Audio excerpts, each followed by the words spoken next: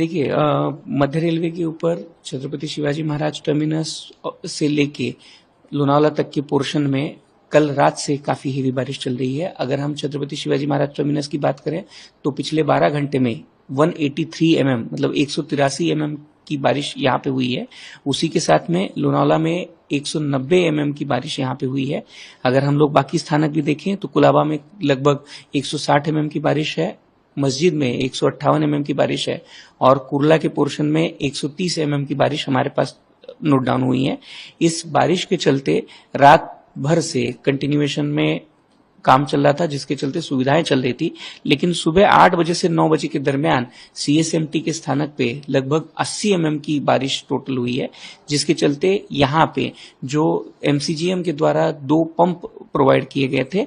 एक पंप है एमसीजीएम का जो महालक्ष्मी पंपिंग स्टेशन है, जो भाईखला और सैंडल्स रोड के एरिया का पानी जो है वो इवैक्यूएट करता है, और दूसरा पंप है छत्रपति शिवाजी महाराज टर्मिनस और मस्जिद के दरमियान का पानी इवैक्यूएट करने के लिए जिसे इस्तेमाल किया जाता है, उसे ओएनजीसी येलो गेट का पंप बोलते हैं। ये पंप काफी देर तक ऑपरेट नहीं हो पाए थे। इसमें महालक्ष्मी का जो पंप है वो 11:30 बजे ऑपरेट हो गया है, जिसके चलते पानी का जो रिसाव है वो शुरू हो गया है। इसी के साथ साथ में आज जो हाई टाइड का समय था वो 11:30 बजे का था। हाई टाइड होने के कारण जो फ्लड गेट्स है वो लगभग उससे 1 से 1.5 घंटा पहले बंद कर दिए गए थे। उनके चलते पानी का जो रिसाव है वो काफी हद तक रुक गया था। इसी कारण हम लोगों को वडाला रोड से लेके छत्रपति शिवाजी महाराज टर्मिनस तक की जो ट्रैफिक है हार्बर लाइन के ऊपर, ये लगभग 10:35 पे बंद करनी पड़ी थी।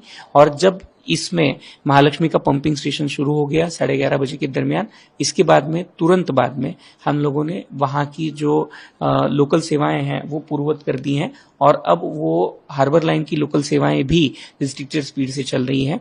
जैसे ही बारिश में थोड़ी सी कमी आएगी और साथ ही साथ में ये जो दोनों एमसीजीएम के हाई कैपेसिटी पंपिंग स्टेशन हैं ये दोनों चालू हो जाएंगे, उसके बाद में हम लोग सारी ट्रेन की सर्विसेज नॉर्मलाइज कर पाएंगे।